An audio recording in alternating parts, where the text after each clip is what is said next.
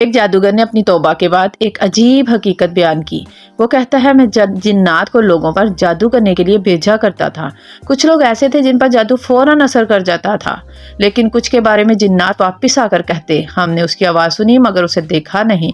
کچھ کے بارے میں وہ کہتے، ہم نے اسے دور سے دیکھا لیکن وہ ہماری نگاہوں سے غائب ہو گیا۔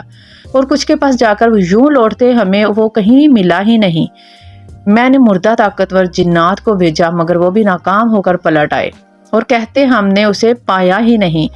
آخر کار میں نے عفریتوں کو بھیجا جو سب سے زیادہ قوی اور خطرناک جنات ہوتے ہیں، لیکن وہ بھی کہنے لگے، ہم نے مشرق و مغرب کی سرزمین چھان ماری مگر اس شخص کو نہیں ڈھونڈ پائے۔ میں حیران ہو کر کہتا، وہ تو اپنے گھر یا اپنی دکان پر ہے، پھر تمہیں کیوں نہیں ملا؟ تو وہ جواب دیتے، ہم وہاں گئے مگر وہ ہمیں نظر نہیں آیا۔ اصل راز کیا ہے؟ جادوگر کہتا ہے، جب میں نے توبہ کی تو حقیقت کھلی کہ انسان ایک دوسرے سے اپنی روحانی حفاظت، ذکر اللہ اور نماز کی پابندی میں مختلف ہوتے ہیں۔ جو لوگ ذکر، اذکار، صبح و شام کے اذکار، نماز، قرآن، درود پاک سے دور رہیں، ان کا شکار کرنا آسان ہوتا ہے، اور جو لوگ بھی کرتے ہیں مگر غفلت اور نماز میں کوتاہی کرتے ہیں، ان کے بارے میں جنات کہتے ہیں، ہم نے آواز تو سنی مگر دیکھ نہ سکے۔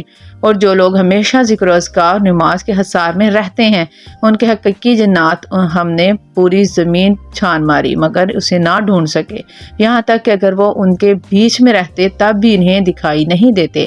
قرآن کی گواہی اللہ تعالیٰ فرماتے ہیں، اور جب آپ قرآن پڑھتے ہیں تو ہم آپ اور ان لوگوں کے درمیان جو آخرت پر ایمان نہیں رکھتے ایک چھپا ہوا پردہ حائل کر دیتے ہیں، اور تم لوگ اللہ کی پناہ میں آ جاتے ہو۔